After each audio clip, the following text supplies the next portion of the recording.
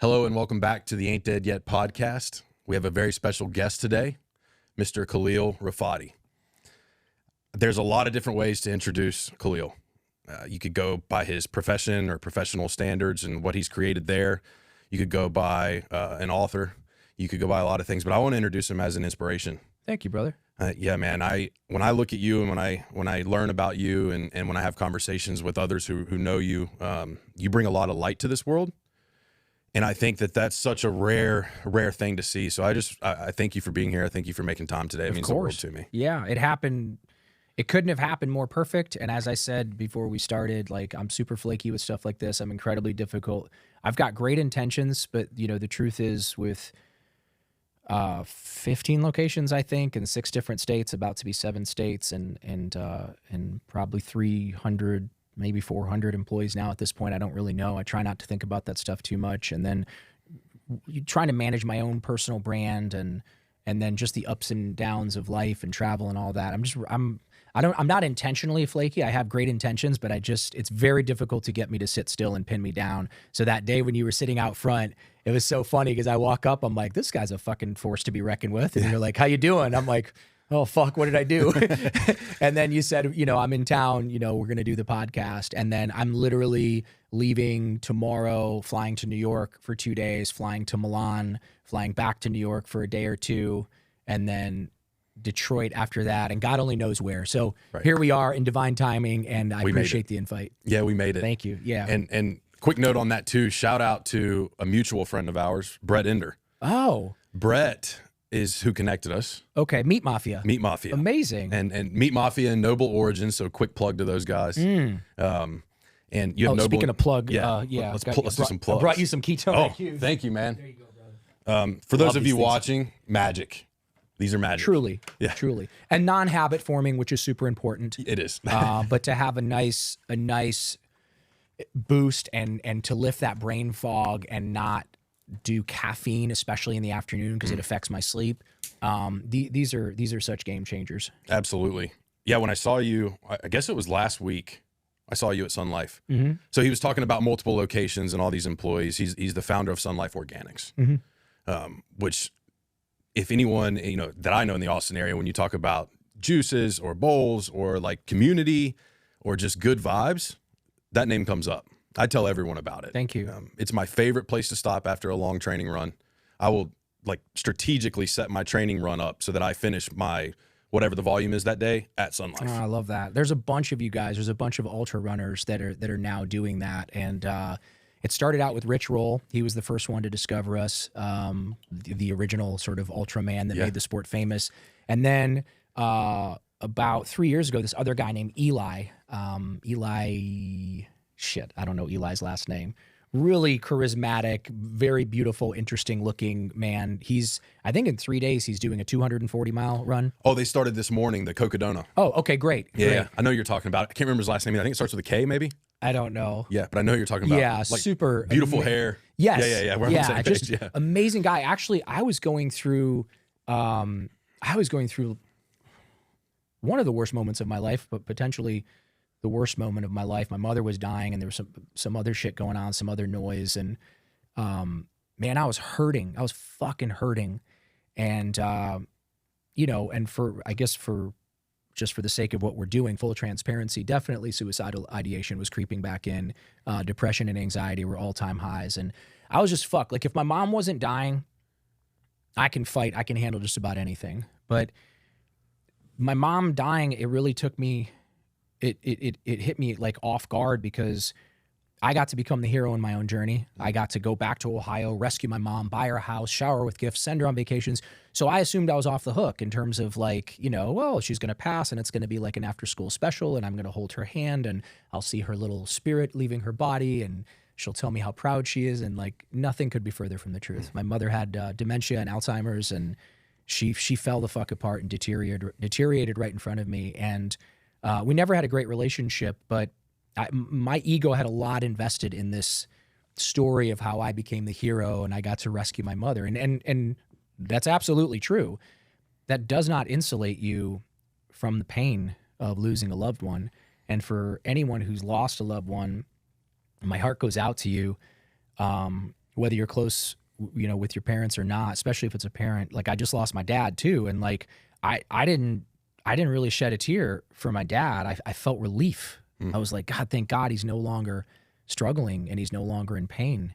But with my mom, like, fucking rug got pulled out from underneath my feet. And when she actually died, I crumbled. I fell to the ground and was like making these weird fucking noises, almost like a dying animal. And I was kind of watching myself having this out of body experience and writhing on the floor, which is something I do when I'm in extreme emotional states. And it was fucking brutal. And right around that time, I was very hesitant to go on Instagram, but I went on Instagram and there was this DM from this guy named Eli, and he just like sent this really thoughtful message like, hey man, just want you to know, like, I'm a big fan of your brand and I'm here for you. And I understand what you're going through. And I was like, God, that's fucking weird. And then, you know, it's like, hit him back, like, thank you so much, but you don't understand. And this is happening and this is happening. And he's like, brother, I do understand. I've been where you've been. And if you want to talk about it, here's my cell phone number. So I'm like, okay, this is crazy. So I ended up calling him. We talked for, it had to have been 2 hours straight.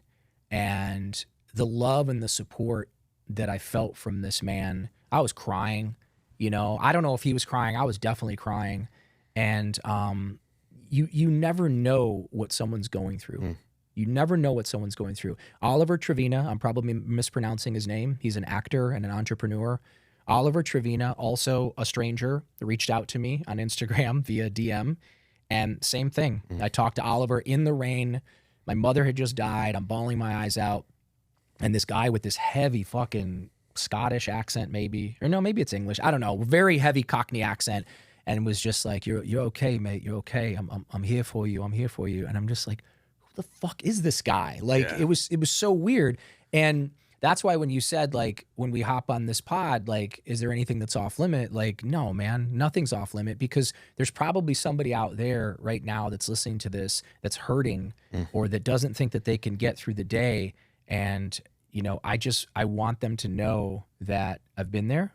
I know you've been there, and you're going to get through it.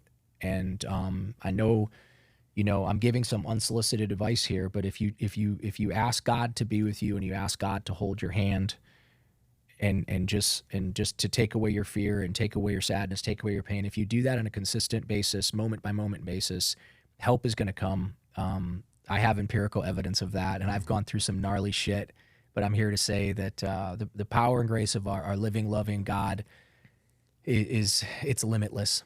Absolutely. Yeah, man, that was there's so many things there that I have questions about. Of course, because please. It's an epic share, an epic way to kick it off. A lot of connection too, and I think that to backtrack for a second, the whole reason behind this podcast was to build connection through challenges, because similar to you, myself, and other people that are out there, it just took a glimmer or a glimpse of seeing someone else that might understand exactly what I'm going through. Yeah. That made it. Yeah. They figured it out, or they're on the way, or they're in the process. Yeah. It took that for me. And so the only reason this podcast exists, I believe, is because of a death. Wow. And for me, it was my dad. Wow. And I've shared with the listener and viewer, but my dad passed away in September. Okay.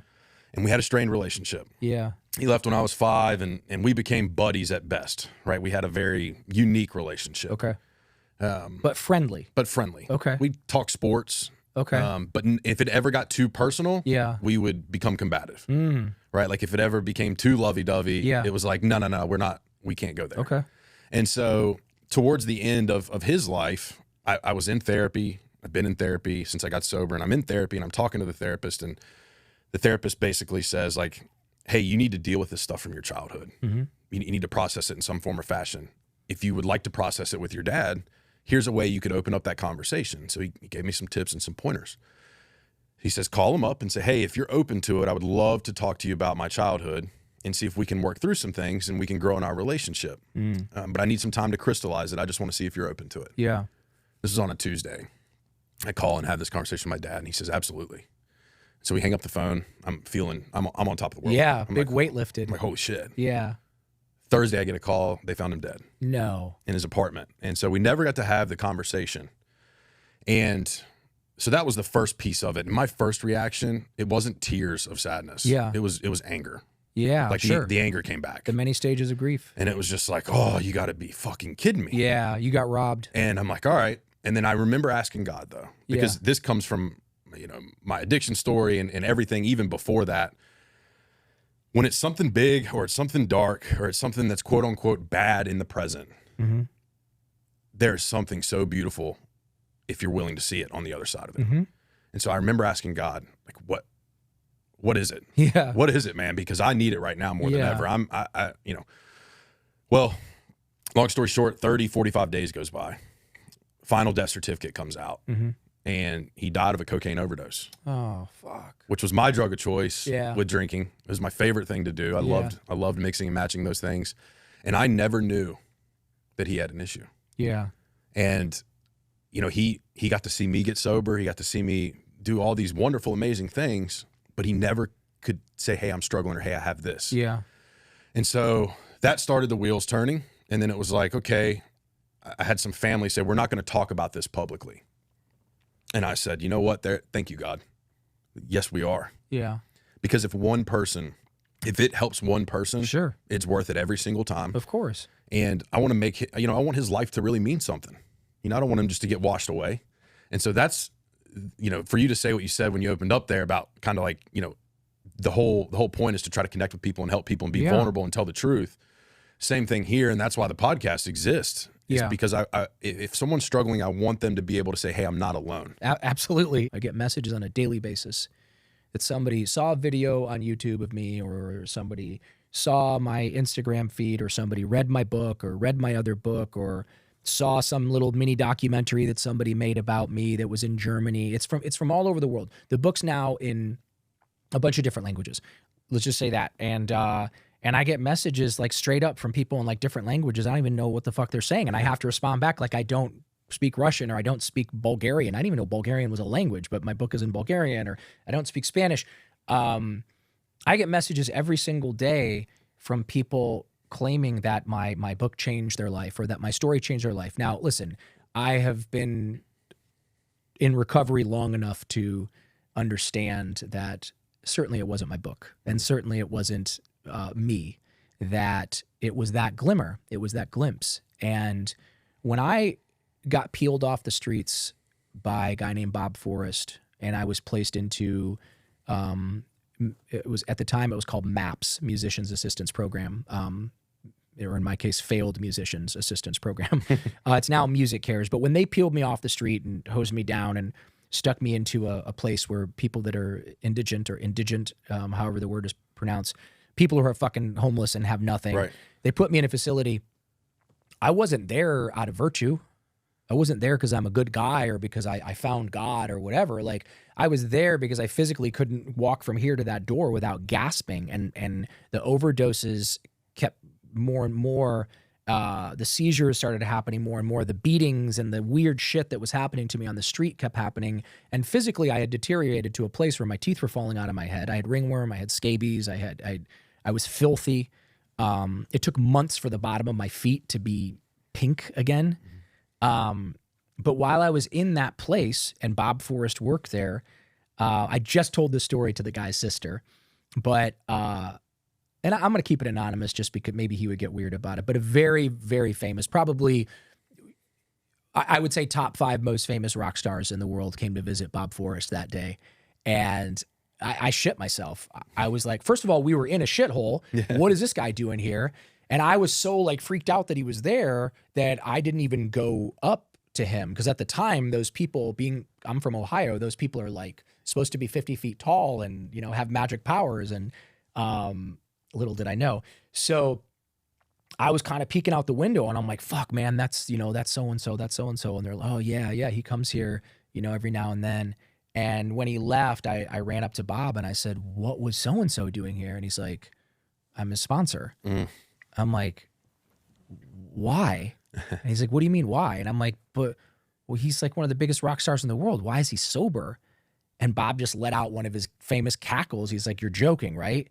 And I'm like, "No, like that's like sex, drugs, rock and roll. Like that's sort of like part of the deal or whatever." And he's just like, "No, man, he's just like me and just like you. Like if he didn't get sober, he'd probably be dead by now or in prison or in a mental institution." And I sponsor him. And that was my glimmer.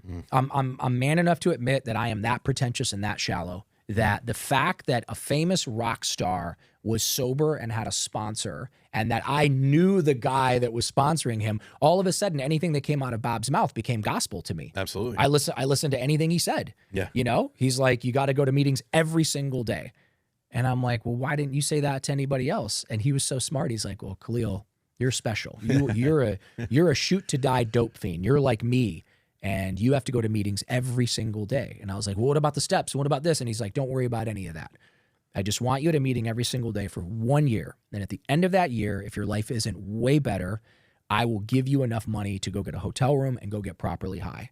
And I said, "Can I go see the person's band? Can I go see them if I get 1 year sober?" And he was like, "Yeah, of course."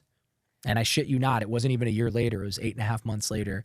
They came to town and they were playing the Great Western. I think it's called the Great Western Forum in Los Angeles. They were playing the Forum in Los Angeles, and I called Bob and I said, "Hey, you know, the so and so's are coming to town," and he said, "Yeah, no problem. Just go to Will Call," and invited this really beautiful girl. And I went to Will Call, and there was like some confusion around finding my tickets. I'm like, no. I got invited by the band. And they're like, "Oh, you might be in the friends and family thing." So they grabbed another envelope, like, "Oh, here, sure enough." And they handed me laminates, all access laminates. Oh, wow. And I went back there, and it was one of the most amazing evenings of my life. But yeah, a little glimmer of hope. If something I say on here can give somebody a little glimmer of hope, it's worth risking my livelihood. It's worth risking looking stupid or looking foolish. Absolutely. And I think that's the level that I'm seeking to get to. It's how can I be more vulnerable? Mm-hmm. You know, and I shared with you right before we started recording. I got a close friend, keep it completely anonymous, back home in Virginia. And over the weekend, someone posted a picture of said person using on Facebook, and basically just drug them through the mud. Right. And so my initial reaction, this is typical for me, my initial reaction a lot of times is anger. Is like, and it's not like outward anger where I'm like physical or anything like that. It's just like internal frustration. I don't know what to do with it. And I become afraid I'm going to misguide it. And so I took some time over the last couple days and finally was like, okay, I need to talk to my buddy. I want to talk to him, and all I want to tell him is I love you. That's it. I don't need to tell him shit else. I just want to say, hey, I love you. Yeah. And so I ended up getting his number from his brother, and I call him and we have this conversation, and I just keep telling him like, hey, I love you. I get it. I've been there. But I kept telling him, and this is what I needed to hear, which helped me, was you have an opportunity to create a hell of a story. Like, how crazy would your story be if you turned it around? Yeah. And I needed that challenge too. Like I've fueled off resentment for years. I stayed sober off resentment for years. For sure. And it takes what it takes. And that's what I tell people. If it takes a rock star, right? And seeing a rock star and kind of connecting yourself to that to get sober, wonderful. Yeah. Right? If it takes resentment to stay sober, wonderful. Fear. Right? Yeah, fear, whatever it is. Like, we'll get there. Yeah. Right? If we stay sober though long enough, we have time to deal with those things and to look at those things and work on those things. Yeah. But if we don't stay sober, we kind of lose the ability to work on those items. Yeah. I mean, the way I see it, so there's addiction, which is it's vilified, and it's a scary word, and people don't like to talk about it a lot. There's a lot of shame around it. There's a punitive nature to recovery. Sit down, shut up, take the cotton out of your ear, stick it in your mouth. You don't know what the fuck you're talking about. Oh, you don't even have, how much time do you have? Oh, 3 years. Oh, fuck. Your head doesn't even pop out of your ass until you have 5 years. Right. It always seemed like those old timers were always giving me a further off in the distant thing where at some point, whatever. But it's, for me, it's as simple as this. And this is, June 18th, 2003 was when I put the plug in the jug, or in my case, put down the spoon and the pipe and picked up a fork and started to nourish myself. here's what I'm able to glean and put it in its most simplest form. Because I was terrified to live life without the drink and the drug. Terrified. I literally, as I became convinced, as I really took the first step, as I really admitted that I was in fact powerless over drugs and alcohol, if you really take that first step, yes, you should do the rest of them. But if you really take that first step and you concede to your innermost self that you are powerless over drugs and alcohol, then you can't do them anymore. Yeah. And I conceded to that. I did very early on because my bottom was so brutal that I didn't sit around and wonder if I could smoke weed or if I could have a glass of wine with dinner. I just was like, okay, your life's going to fucking suck now. It's going to be boring as shit. You're going to be one of those fucking losers getting up and going to your 9-to-5 job and, you know, and that's okay. I had made peace with that. And then about, I don't know, maybe 3-4 months in, this is just tell you how stupid I was, because I had this really, really bad back pain. Well, not just because I had this really bad back pain, but also because of the way that I looked, and also because I had been sharing needles with people that were infected with HIV and hepatitis C. I had pretty much convinced myself that I was dying of AIDS, that it wasn't HIV, that it was AIDS, and I was fucked and I was going to die. And I got tricked into taking an AIDS test, my first one. I got tricked into it by some NA kid that was like, you know, well, but, you know, if you've been tested, and I'm like, oh, yeah. And he's like, and you clean? I'm like, oh, yeah. And he goes, well, when was that? And I'm like, oh, back when I was in treatment. And he's like, yeah, but you got, you know, 6 months now or 7 months. Like, you got to go back and get tested again. And I'm like, yeah, I will. And then all of a sudden he like takes a right and he pulls into Tarzana Treatment Center. And I'm like, what are you doing? And he goes, we're going to go get tested. And holy fuck. Oh, man. Went in, took the test. You take the test on a Wednesday, you come back the following Wednesday, you get your results.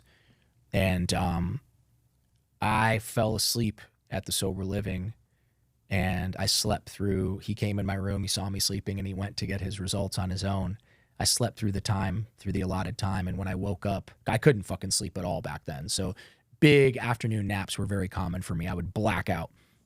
So I had to wait until the following Friday to get my results. And when I was driving to get my results, I just remember I was with my buddy Frank Violence, and I just remember internally praying and thinking, if I can just not have AIDS, I'm just going to do what I can to inspire people and help others. And just like, that's what my life is going to be about, just inspiring people and helping others. Mm-hmm. And I kept having flashes of me sharing needles with this one guy that I found out he had AIDS, and just all this fear and whatever. But yeah, I got my results and I was clean. Mm.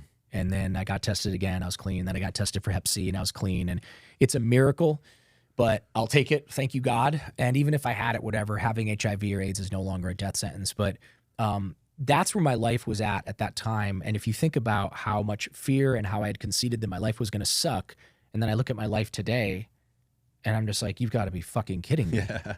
My life is anything but boring. Yeah. Nothing about my life is boring. It is the most fantastic life that I ever could have imagined. And when I used to hear old timers sharing at the podium that, like, you know, I got clean and sober 15 years ago or 25 years ago, and I'm living a life beyond my wildest dreams. And every single time I would say, bullshit. Yeah. Like, you're lying. Mm-hmm. This can't be a life beyond your wildest dreams. How fucking arrogant and stupid and presumptuous I was, because with all the fancy shit in my life and all the success and all the great things that are going on, it's little moments like yesterday sitting with Brett at Sun Life, and we're sharing smoothies and we're busting each other's balls and we're just laughing and laughing.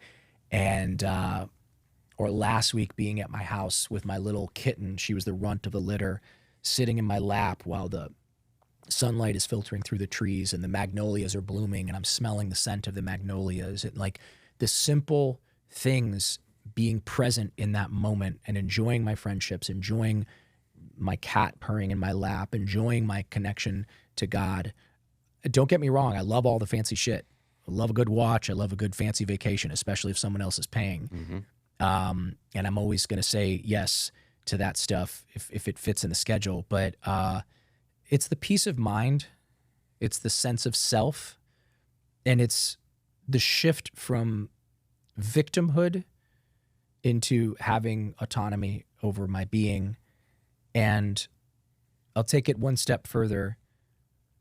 The joy and the beauty of staying clean and sober one day at a time for many days strung together is I shifted from this deep, deep, deep desire to be loved into a deep, deep, deep desire to love. Yeah, I love that. I love that. I think, when I try to digest what you were just talking about, what comes up for me is I remember vividly the first time I had an experience in sobriety where I finally recognized what was important. And I'll never forget what it was. I just got to Austin. I got sober, and 90 days in, I decided to do the opposite of what anyone told me because, I knew everything. Yeah. And pretty common. Yeah. So I'm like, you know what? No big decisions. Yeah, right. I'm going to quit my career. I'm going to move across the United States. Yeah. I don't have a job. I'm going to figure it out. And, just arrogant, all the way through. And I get to Austin though. And on the way to Austin, like God's telling me the whole way, like, slow your roll, bud. My engine blows up in my truck. I have to get towed into Austin. Oh God. Yeah. So I roll into Austin in a tow truck in the passenger seat with my truck on. How the symbolic. Back. Yeah. Like, here we are. Yeah. And I remember it was like the next day I was sitting in my apartment that I just got, which was a God thing. I believe that wholeheartedly. It was free first month's rent, no security deposit. And it was the apartment I lived in, the exact one when I lived in Austin the 2 years prior for a project. When I called, they're like, hey, your unit actually just opened up. Wow. And we have no security deposit, no first month's rent if you want to move in. Because you had a proven track record. Yeah. Great. So I'm like, okay. Yeah. I jumped all over it. Meanwhile, I'm paying rent on credit cards. Yeah. Right. Yeah. And because there's nothing coming in. Yeah. And I'd cashed out my 401k. You know the deal. Yeah. Been there. And so that next day after I got into Austin, I remember I'm like, I'm gonna go for a walk. And I have a dog. His name's Tex. He's a chocolate lab. Love of my life. Yeah. And I was like, Tex, you want to go for a walk? And he got all excited. And it was on South Lamar. And I remember walking down South Lamar. The sun was setting, and I had some music playing, and it was something about it. I can't remember like specifically what triggered it. It was just all of it. I think it was a puzzle, but I remember this overwhelming sensation of I'm going to be okay. And it was a connection with God. Yeah. It was me being able to take a walk with my dog and not think about what I did wrong that day or who I stole from or what drugs I did or, it was that peace of mind you're talking about. Yeah.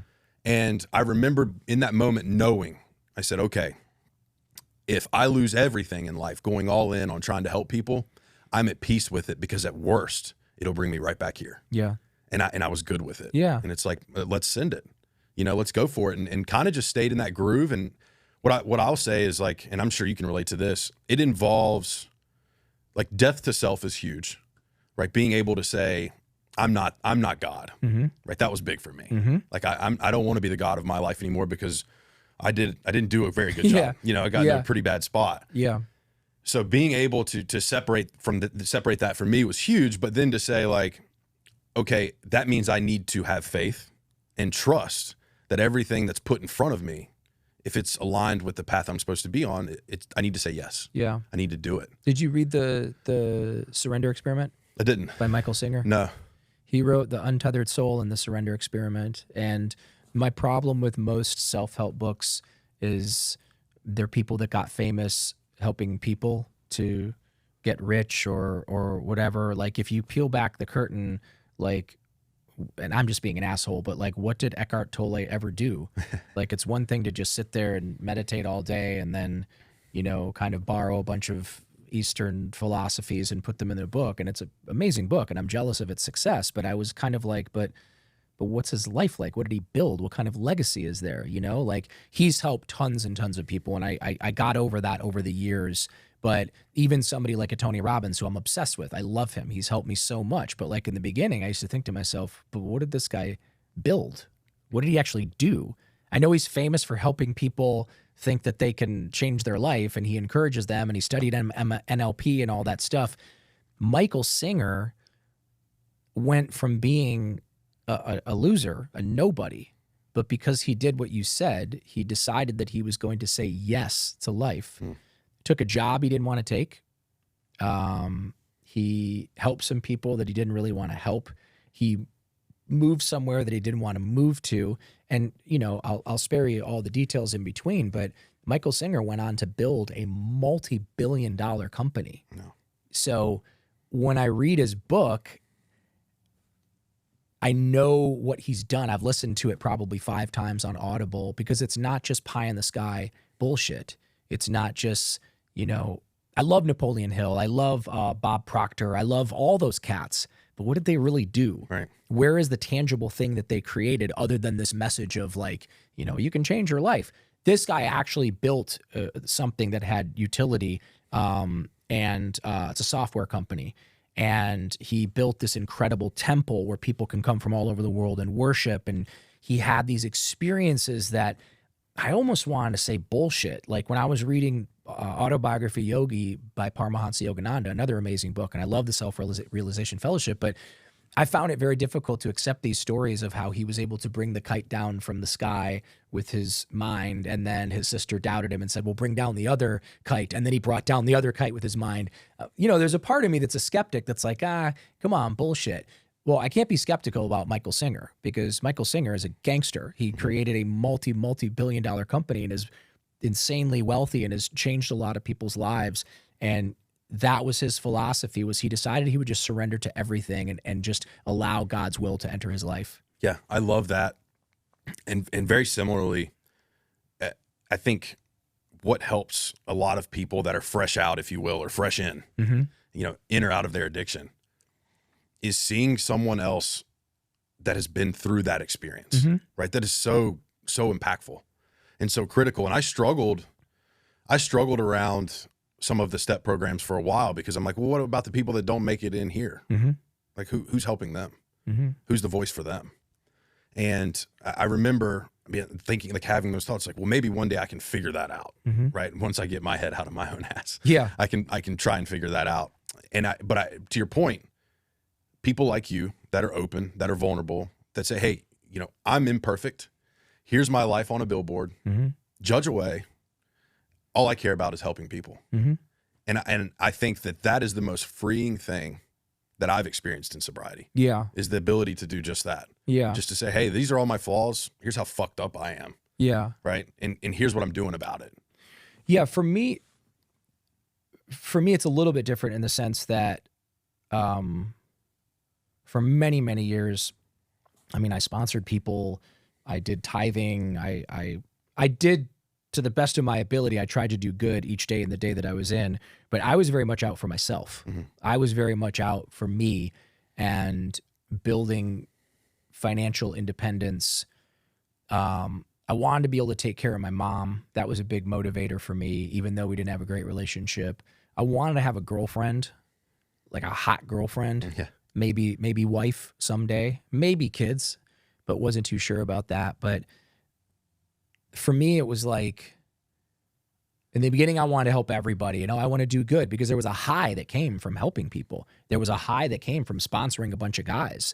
You know, there was definitely like a feeling of self-importance. You know, I haven't been to meetings in years, but I remember being at meetings and hearing these old timers talk about, you know, like, I've got 15 babies I'm taking care of right now. They would have these cute names for their sponsees. And, you know, one of them called me at 3 o'clock in the morning and blah, blah, blah. What I saw was a lot of in and out, people relapsing, and people dying. A lot of people dying, especially in Malibu, because there's a lot of money and people have a lot of time on their hands. A lot of people had fuck you money. People that I met that I really looked up to, that I really admired, would relapse and die. And it fucking tore my heart out. For me, I was hyper-focused on me and taking care of me. I wanted nice things. I wanted shiny things. I wanted money in the bank. Because I knew ultimately for me, they say, I don't know if they say it anymore, but they used to always say this. I don't pay attention anymore because I'm in first class with my headphones on. But when I used to fly, coach, before I realized like there's podcast and YouTube and download the shit first and have your earbuds or your headphones back before I could afford all that stuff or didn't know about any of it, they would always say, in the event of an emergency, make sure you put your mask on first, then help your loved one or your child or somebody else. And I think, you know, the tendency in early recovery for many people, it was, well, I'm just going to help everybody. I'm just going to help everybody. But then you don't help yourself, and then you end up relapsing or end up dying. Right. And much like with becoming a born again Christian or doing a plant medicine ceremony, the first thing everybody wants to do is run out and convince everybody else that they need to be a born again Christian, Right. or that they need to do a plant medicine ceremony, and they're telling their parents they need to do a plant medicine ceremony, or they're telling their uncle that he needs to become a Christian or he's going to burn in hell if he doesn't accept Jesus. And those people quite often usually end up falling the fuck apart because it's a diversion. It's focusing on other things rather than looking inward, because looking inward is scary. Mm-hmm. It's really scary. There was a lot of ouchies in here. There was a lot of impending doom, overwhelming sense of impending doom. There was still suicidal ideation that was very prevalent. There was me wanting to wear masks and people please everybody so I could be liked. As I said, like, I had this desperate need to be loved, this desperate need to be loved. And to switch from wanting to be loved to wanting to love sounds so simple, kind of like going from your head to your heart, the longest journey you can possibly take. You can't have a desire to love, and you can't love others until you love yourself. And that, again, is so cliched, and it sounds so fucking simple. But the truth is, most people walking around today, sober or not sober, are terrified of dying, terrified of living, terrified of everything. There's a terror at the basis, at the foundation of their psychology, of their mindset. And there's a lack of knowing oneself and what you know. I ask most people that are, you know, they want help. I'll say, you know, well, what do you want? You know, write down the 10 things that you really want in life more than anything. Most people can't come up with 3. Right. And usually one of the 3 that they write down is, well, I want to be rich. Why? Yeah. Because I want to have a lot of money, and then it's going to be, you know, it's going to what? Do you know rich people? Because I know a lot of rich people. I lived in Malibu for 29 years. I know some of the wealthiest people on the planet. And I can tell you definitively, many of them, I don't want to say most, even though it's probably closer to the truth, but many of them are quite fucking miserable. And I have met some people that are dirt poor in Panama, Nicaragua, some in Brazil, definitely tons in India, Samoa, Indonesia. Dirt poor, literally living on dirt floors, happier than you and I and 10 other people all put together are ever going to be. Driven from self-love? Driven from love for God, sense of self, knowing who they are. If you're a farmer living in Dharamsala and you are a farmer, you know you're a farmer, and you have your wife and you raise your crops and you understand the seasons, and you have your relationship with God. It's quite simple, and it doesn't have to be Dharamsala. It can be, you know, up and down the coast of Panama. There's a simplicity to life, and there's a sense of self. Whereas here in the West, everything is about upward mobility. Everything is about, like, well, when I get that Rolex, I'm going to feel okay. When I get that G-Wagon, I'm going to feel okay. If I had $5,000, my thing in the beginning was like, man, if I had $5,000 in the bank, I could fucking do anything. I could leave. I could go anywhere. 5 became 10, 10 became 15, 15 became 50, 50 became 100, 100 became 1,000,000. There was always, the goalpost was always being moved by my mind and my ego that at a certain point, I'm going to have a certain dollar amount. And then I'm cool. Then I can fucking chill. I can do nothing could be further from the truth. Nothing. Being rich, getting a bunch of money. Listen, going from minimum wage to making $300,000 a year, you're going to be infinitely happier. For sure. When people say money can't buy you happiness, they're full of shit. Yeah, I don't buy that. Yeah, if you're working a minimum wage job or you're making, you know, whatever, $15 an hour, and all of a sudden you're making $400,000 a year, you are going to be so much fucking happier. What's the difference in eating Sun Life or ramen? and flying first class. coach in Spirit Airlines versus flying Delta One, right? Or private or whatever. So money can buy you happiness up to about 300, 400 grand a year. And then after that, there's no change whatsoever. But the fact that most people don't know who they are, what they want, and what they want to do. When I say to people, like, I want you to write down a 1 year, 3 year, and a 5 year plan. And they're like, oh, like, what do you mean? Oh, what do you want to do? Because if you don't know what you want to do and you don't know who you are and you don't know what you want, then you're never going to be happy. You're just going to be drifting around like a leaf in the wind. So, and I didn't come up with any of this shit on my own. This was like men that mentored me that were massively successful. By the way, the rock star that came into that day to see Bob, him and I ended up becoming best friends. And so I was talking with his sister the other day and I told her the story. And she's like, did you ever tell him? I'm like, fuck no, that's creepy. She's like, he would appreciate it. I'm like, let's just, no. Because with those type of people, you can't be a fan and be a friend. Right. It's one or the other. Yep. I'm sure you know people, you know. My closest connection to that would be I had a couple of buddies, close friends, play in the NFL. Yeah. And I made it, this is even deep in my addiction, but I made it a point if I went to see them, I paid my own way. Yeah. Like, I'll buy dinner. Yeah. Because I wanted them to know, like, you were my friend. Yeah, way you're before, there for them. You're there for them. Way before any of this other shit. Yeah. Right. And so I get it. Yeah. And they don't want to fucking talk about football. No. Just like this guy doesn't want to talk about the album before the last album or the, whatever. Like, it's weird. I went all over the world with him and the band, and you'd think that there would be this debauchery going on and this whatever. And like, no, we talked about God. We talked about sobriety. We talked about family and love and loss. And there was that true connection. I love the shit out of the shows when he wasn't looking. I was bouncing around and doing fucking Instagram stories. But the moment the show was over, it's like, put that away and go back to being a fucking human being and being a friend. Absolutely. Do you have space to talk about God?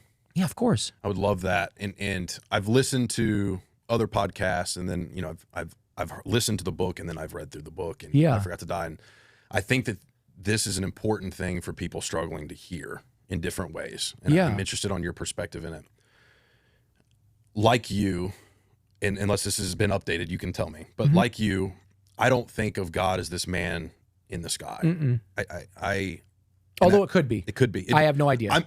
The world could end tomorrow. Yes. And I could run right into that. Yeah. And be like, oh, shit. There you go. Okay. He's like, you were wrong, motherfucker. And be like, all right. Yeah, that's my bad. Yeah. For me, it isn't represented that way.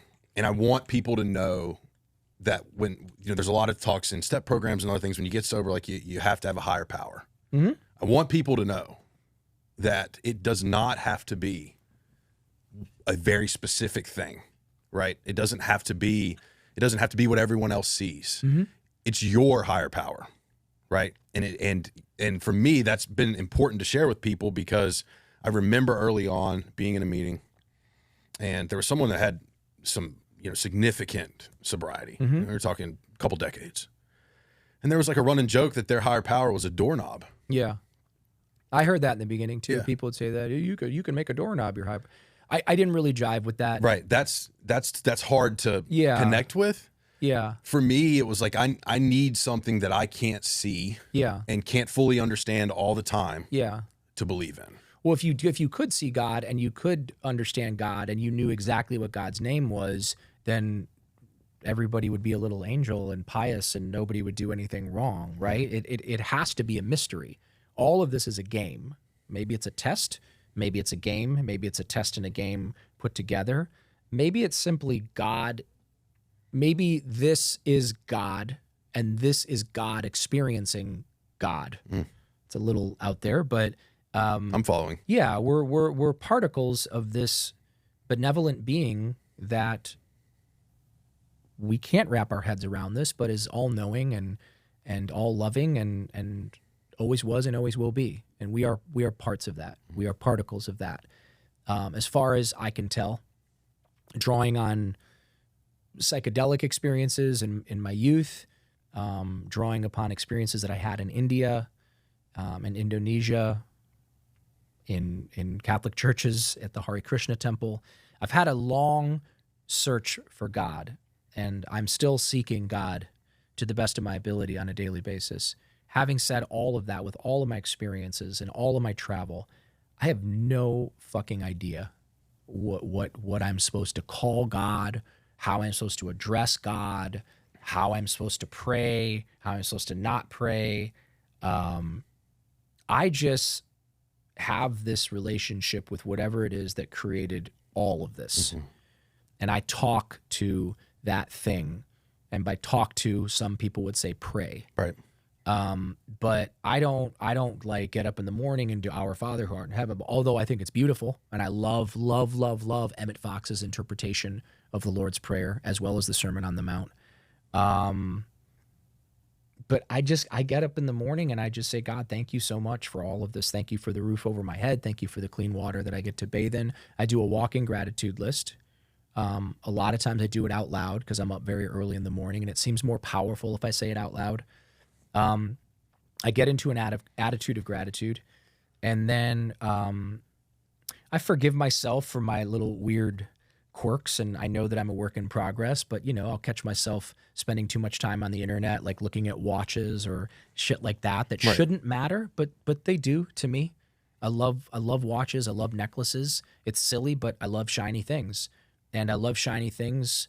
I've done a lot of deep inner child work with my healer, Kimmy, and I love shiny things because it reminds me of a time when I was a perfect child, a perfect creation of God before I became adulterated, before the school system beat the innocence out of me, before the people that abused me.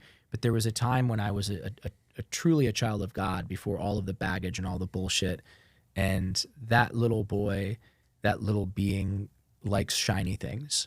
And that's totally okay. Yeah. And so I forgive myself for those little weird things, but God is a big, big thing in my life. And God is a source that I can draw from. It's a power. And when I find myself like, oh, how come, I'll leave names out of it. I'm trying not to be an LA douchebag name dropper, but like, how come that big podcaster guy didn't call me back? Or how come that one supermodel hasn't texted me lately, or when I start getting into that place, I remind myself, if I'm being present and aware, like my life and my success and my happiness does not depend on the supermodels and the big podcasters and the rock stars and the movie stars, or the stranger on the street that looked at me funny, or the guy at the gym that didn't say hello to me. My life and my success and my happiness depends on my relationship with God, because God is my creator. God is the creator of all this. And there is a place within me where the kingdom of heaven resides, and that is an untapped, limitless source of power that I can draw upon anytime I want to, and I draw upon that power all the time. It brings the juice. Yeah. We're aligned in that, and I love the way that you explained that. The other connection that I drew from your story, there was a point in your story where, and I don't want to misquote you and disrespect this, so please correct Sure. me. But it was something to the effect of, you falling to your knees and saying, God, take this darkness, or take God, please take this hell away from me. Take this hell away from me. Yeah, because I was living in hell. And you said it out loud. Yeah, I said it out loud. I said it on my knees. I said it with every cell in my being. Everything you had. Everything. And the night that I got sober, mine was with every ounce in me. Yeah. God, I'm ready if you're ready. Yeah. And that's what it took for me. Yeah. That was me saying, you got it. Yeah. Like, that's I don't beautiful. have it anymore. Yeah. And I think that when I so the first time I listened to your book first before I read it, and vulnerable share here, if you saw me crying on Lady Bird, this would have been, October, November, December timeframe. Okay. If you saw me crying on Lady Bird, it's because I was listening to the book. Wow. And it was drawing that, right? That deep emotion of like, oh, I got shit here. Yeah. That this is still, I feel it. Yeah. Which is beautiful though. Thank you. Right? Because people assume you get sober and then all that shit's gone. They do assume that, and just like they assume that if they get rich, that all that shit's gone. Right. It's every single day you're going to get up and you're going to have 37 problems, and I don't know why, but you're going to have 37 problems, and you're going to try to the best of your ability to fix those 37 problems, and then you're going to wake up in the morning and you're going to have 37 New problems. set. And some days you're going to get all 37 of them taken care of, and some days you're only going to get 2 of them taken care of. But and if you plan on being any type of entrepreneur or artist or somebody that really wakes up from this sleep and realizes this isn't dress rehearsal, if you wake up and you have like a real tangible thing you want to go after, please know that you're going to get kicked in the nuts over and over and over again. And you can go back into victimhood and go, that's not fair. How could my landlord do that to me? How could my business partner do that to me? How could my purveyor do that to me? How could society do this to me? How could people say things about me on Instagram? It's going to happen. And the more successful you become, the more it's going to happen. Your job is to just get up. Your job is to not personalize it. Oh, wow, I just got kicked in the nuts. Oh, wow, somebody claims they took a free acai bowl at Equinox because we were giving them away for Customer Appreciation Day. And even though it's covered in fucking granola, which is made of nuts, even though it's covered in fucking peanut butter, which is made of nuts, they claim that they didn't know that there was nuts on it. And they went into anaphylactic shock. And when I said to my lawyer, fuck that shit, show me the hospital bills, my lawyer said, Khalil, write them a check or go to court and fight this. And if you go to court and fight this, it's going to cost you $200,000. That's not fair. You know how many times I deal with shit like that? It's so fucking stupid. And what breaks my heart is not that I have to part ways with a few $1,000s. What breaks my heart is the person on the other end, the mentality of that person that's in victimhood, that's trying to take advantage of something, that thinks that that's how they're going to win at life. Those people come to horrible, sad, broken endings. And, you know, there are the people in the cheap seats that are booing the loudest. And then there are the people on the floor of the Coliseum that are in battle and that are engaging in battle. They're in the game. Right. Your friends and man in the arena. Man in the arena. Yeah. So I choose to be the man in the arena, and I know that I'm going to get kicked in the nuts over and over again. There's something beautiful though about getting kicked in the nuts. And you're like, what? It goes back to what we were talking about a little bit earlier, and it's this new journey. But if I pursue this new journey with an ounce of the energy I pursued my addiction with, my active addiction in drugs and alcohol, I'll find success. And I tell people when they ask, like, you know, well, how can I ever start a business, or how could I ever, you know, pursue this dream or whatever it is? I tell them that in a really fucked up way, you got a gift. The same things that made me an addict help me in my professional career now. Yeah, of course. Addiction is a superpower. If you focus it on, you know, as I take my Lion's Mane and my Ketone IQ, and I had my smoothie from Sun Life with my Noble protein powder in it, and I was at Collective before that, doing a little bit of workout, getting that blood flow, and, you know, and looking good and feeling good. And as you know, and hopefully other people know, that like when you're in really, really great shape, you get treated differently. People take you more seriously. People want to do business with you. Doors open for you that normally wouldn't open before. How you do something is how you do everything. Absolutely. So when I see somebody that's put together, I want to do business with them. I mean, even like weird shit, like with the I brought you masa chips. Even like with the masa chips guys, I remember Austin Floyd told me about masa chips, and I tried them, and I fucking loved them. I was angry at how expensive they were. Awesome. But they were such good chips that I felt compelled to call them and potentially invest in the company.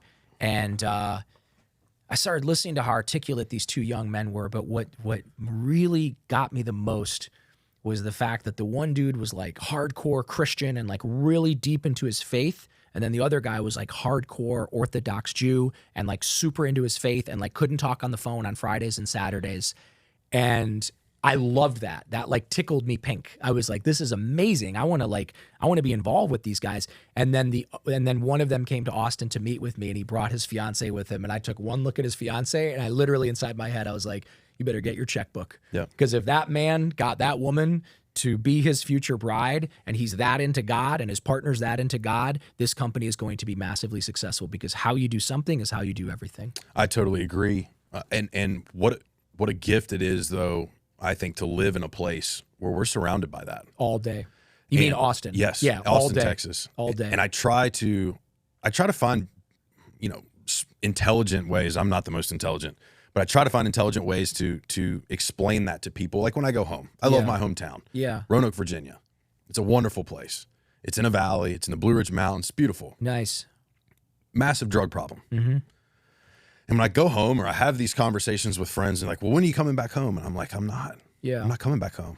And I want to get into Toledo in a second, because I have a connection there. Yeah. I lived in Ohio for 5 years. Nice. But when I try to explain to them Austin, they're like, well, what makes it so great? And I just tell them that the best way that I can put it is when I go out into the city and I walk around town, I can actively see people that inspire me to be better. Mm-hmm. And I need that. Mm-hmm. You know, I want someone to chase and someone to learn from and someone to idolize. Like I'll say that even like, you know, I and Austin is so plentiful when it comes to that. Mm-hmm. Whereas no offense, if I go home, it's a lot harder to find that. Yeah. And so to your point, there's so many great people to do business with in this area because you look around and you're like, most people are fit. And I like most people are fit, and you're not seeing a lot of unhealthy people. I smoked cigarettes for a long time, and I know you did 20 too. years. But you don't see that around here. And almost never. Yeah, it's insane. Almost never. About a third of the town drinks and smokes weed and lives paycheck to paycheck and just goes out to hear live music every night. And there's something great about that and good for them. And then the other 2/3 of the town are people that are at the gym probably 5-6 days a week and super fit and you know, looking to a lot of Bitcoin stuff, you know, crypto bros and kettlebell bros and finance bros. And there's a lot. And then like the women super into fitness and strong followings on Instagram. I don't know. I mean, yeah, I have zero desire to go back to Toledo. I'm going back there on the 19th because I'm graduating from high school. The high school that kicked me out for supposedly pushing down a nun or hitting a nun or whatever, which I did not hit a nun. I pushed her out of the way. But they invited me back to do a speech, an entrepreneurial talk, and they you know, what is your fee? And I said, my fee is I want a diploma. And they're like, no, seriously, what do you charge to do your talks? And I said, I charge a fortune, but I don't want you to pay me anything. I want a diploma. This has been a wound for a long time. So I'm going back there, fly in on the 18th, and then I'm graduating from high school on the 19th. So I don't want to cut you off, but what is so crazy about what you just shared? I haven't been home in years. You know what got me home 3 weeks ago? An opportunity to talk to the kids at my high school. Amazing. And tell my story. Amazing. And I'm like, yeah, I'll go back for that. Yeah, that's what that. I did. I went back, and then after my speech, the president of the it's a private school, and he said, you know, what do you think about coming back and walking with the seniors? We want to put you in a cap and gown. And yeah, I cried. I cried. I can't even imagine. Those full circle moments keep happening though, and that's what I tell people. Like it doesn't get easier. Life's still gonna kick you in the nuts all the time, weekly. For sure, and daily, and sometimes daily. Yeah. I mean, it can happen. But the grace, I would put it, the grace or the gratitude that can be received from these full circle moments that happen. Yeah, just keep fueling the fire. Well, I mean, look, here's the deal: you're gonna either put down the drink and the drug or whatever, the porn, the video games, the weed, the whatever it is, and live an incredible life. Or you're not. I mean, it's as simple as that. Yeah. Like, do you want to stay anesthetized? Do you want to keep talking shit? Do you want to keep gossiping about people? Do you want to keep putting poison into your body? It's okay. There's nothing wrong with that. No judgment. Fuck, it's a lot easier.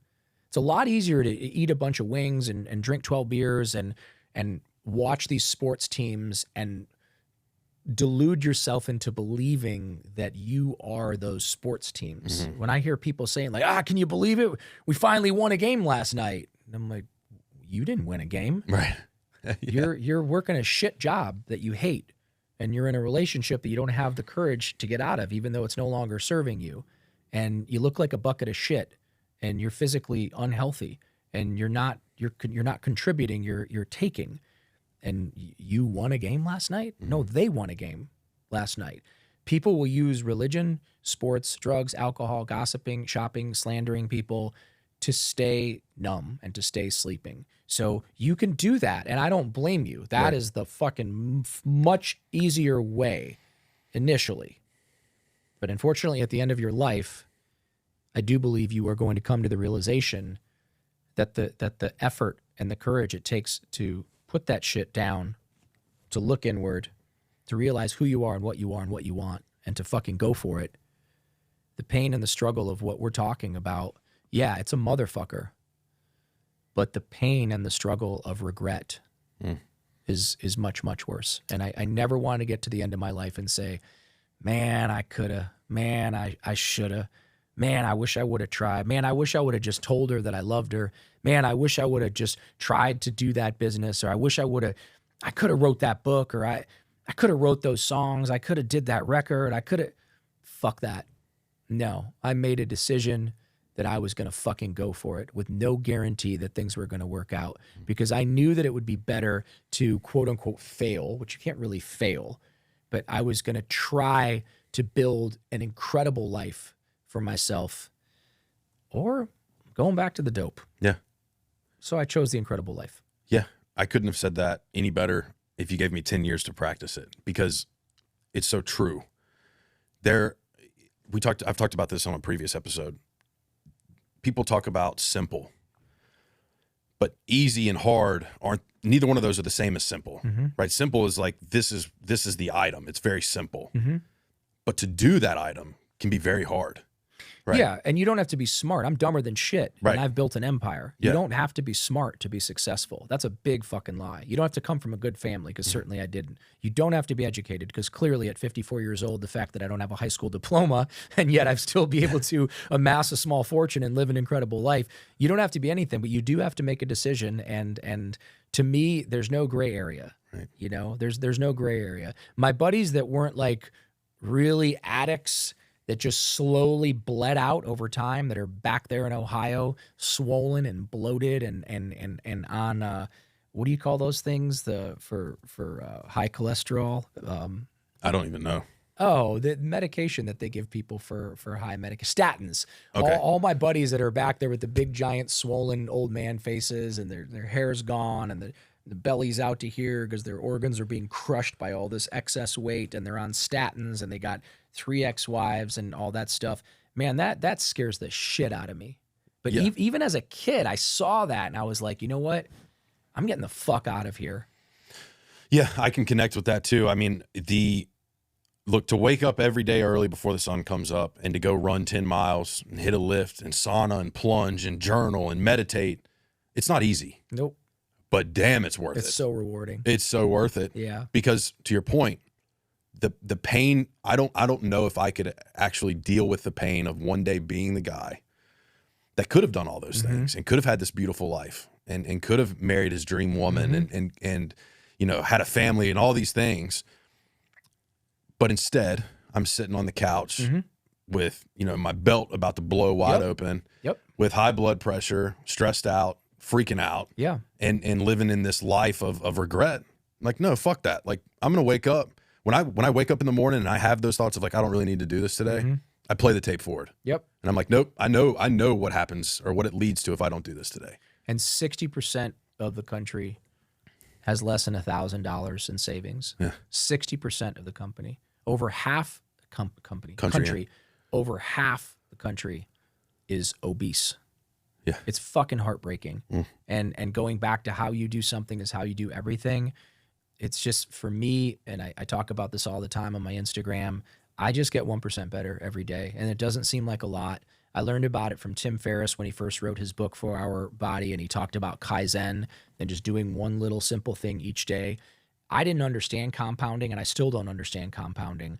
But as my friend Alex told me, compounding, you're either going to be the victim of it or the great recipient of it. Right. So if you're in your 20s and 30s and even 40s and you start to put away 20, 30, 40% of your paycheck every 2 weeks, and you put it into low fee index funds and a little bit of Bitcoin, you know, a little bit of gold, a little bit of silver, you start doing that stuff now, you're going to blink and 10 years are going to go by, whether you like it or not. I wish that weren't the case. And things are speeding up exponentially, but you're going to blink. And I said this to my girlfriend 8 years ago. She didn't know anything about fucking saving money or investing. She was a model. She had checks came in, she burned through them. And I said to her, like, you know, look, I want you to be in a position where you can do whatever you want whenever you want. I don't ever want you to be in a position where you want to be with me because of a financial situation. I want you to have your own fucking money, but I'm certainly not going to give it to you. Right. But you're going to work and you're going to earn your money if that's in fact what you want to do. Because she said, I want to work. And I said, great. I want you to put away your money and invest your money. I want you to get a little bit of gold, a little bit of silver. Gold was like $1,150 an ounce back then. I said, I want you to buy some, you know, Bitcoin and Ethereum. And she's like, that's a scam. I'm like, pump the brakes, girl. I'm quite a bit older than you. I know what I'm talking about. I want you to get a little bit of Bitcoin, a little bit of Ethereum, whatever. she agreed to saving the money. She agreed to investing her money. She was adamantly opposed to the crypto shit. And I bring this up all the time, and it feels so fucking good. Because what I ultimately said to her was, I want you to take $10,000 and I want you to buy, Bitcoin and Ethereum and whatever. This is 7 years ago. We've been together 8.5 years. And she had saved up, a lot of paychecks. And I don't need to finish the story. What her 10 grand is worth now. Yeah. And I tease her about it all the time because she can go buy a fucking house now with it. But more importantly, she has financial independence. Mm-hmm. And more importantly, she doesn't need to depend on me for money. She makes her own money. And she has a war chest of fucking stocks and bonds and gold and silver and crypto. And that gold that was $1,150 an ounce is now $2,300, $2,400 an ounce. So it's really, it for anybody out there listening, and I know we're a little bit short on time, but mm-hmm. I just promise you, if you start somewhere, start wherever you are and become 1% better each day. And I felt like I was old as fuck when I was 33, 34 years old, and I was learning about Kaizen. And I started with this whole 1 day at a time and 1% better each day, 1% better each day, 1% better each day. Well, I blinked and 20 years has gone by. And if you do the math, last time I checked, I was 17,000% better. Yeah. 17,000%. Yep. Because 1% each day. And we're not even adding in compounding. Right. But when I look at my life, when I first got clean and sober, 33 years old, convicted felon, high school dropout, credit score was in the 400s. I was massively in debt from ambulance rides and hospital bills and whatever. A lot of that stuff magically worked its way out. You can hire a social worker and they will help you with the hospital bills. Some of the stuff I couldn't fucking pay because I didn't have the money. It does go off your record after 7 years. I never filed for bankruptcy, which is important. If you file for bankruptcy, that does haunt you and that does stay with you, and you will get asked that over and over again on loan applications. But I paid off to the best of my sponsor, made me make an effort. Mm-hmm. He's like, just ask him if they'll do little payments, ask him if they'll reduce the debt or whatever. Pretty much everybody ended up working with me except for the fucking ambulance people. Those ambulance cocksuckers, they would not negotiate. They were like, fuck you, you owe us the money.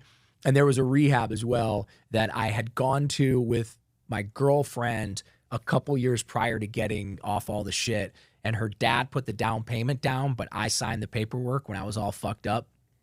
And they came after me and they would not reduce it. And they had charged interest. So I owed them a fuck ton of money. But this is 5 years later. And I was like, look, I'm sober now. I'm clean. I'm happy to make little payments, but I need you guys to work with me. And they wouldn't do it. And I'm like, all right, look, here's the deal. This shit's going to be off my record in 2 years. You can take a little bit of my money now, or you can take not a fucking penny. And they're like, we are not budging. I'm like, great. 2 years later, it went off my credit. My credit score is in the 800s now. Mm-hmm. And I'm financially independent, thank you, God. And I'm in the best shape of my life, which has happened over the last 3 years. I started at 51.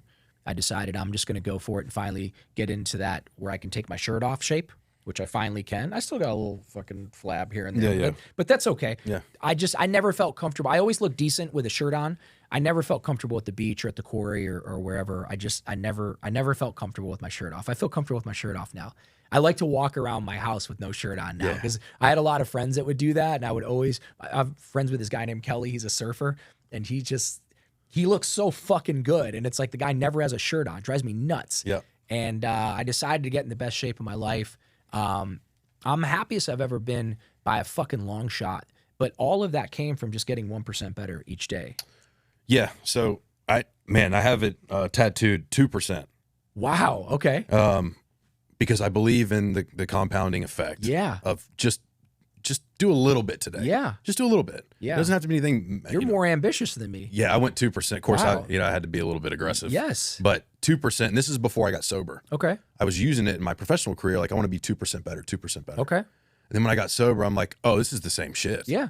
2% 1 day better. at a time, yeah. 2% better a day, or for me, 1% better. I'm lazier than you and not as ambitious, but it doesn't matter because, like I said, you're going to blink and 20 years is going to go by. It's the mindset. Yeah. It's the mindset of it. And I don't know where I said it. I was trying to find.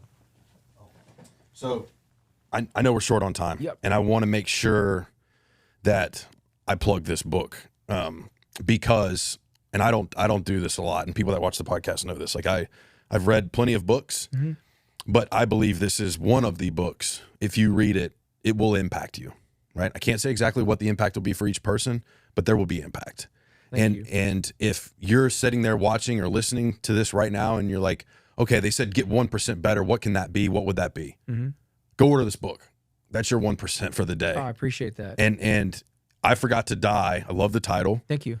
The title of this podcast is Ain't Dead Yet. Great. Right. So there's tons of connection within that thought process. Yeah. But I want people to go get this book. And we didn't spend a ton of time today talking about the specifics of your addiction. Mm-hmm. It's in this book. Right. Yeah. It's here. And I think that there's so much more as this podcast grows for people to see. It's like, let's talk about like how we got through it. Like what it's like is here, Mm-hmm. but how we got through it and what we're doing now to continue on this, continual path of 1%, 2% better a day, what that looks like and where it can get you. Yeah. And so I just want to say, man, I'm so grateful for your time. Thank you, brother. Time is the most valuable thing we have. Yeah. And for you to give some time today, man, it means the world to me. I appreciate that. Yeah. Cool. Well, that's going to wrap it for today's episode of the Ain't Dead Yet podcast. We will see you guys soon.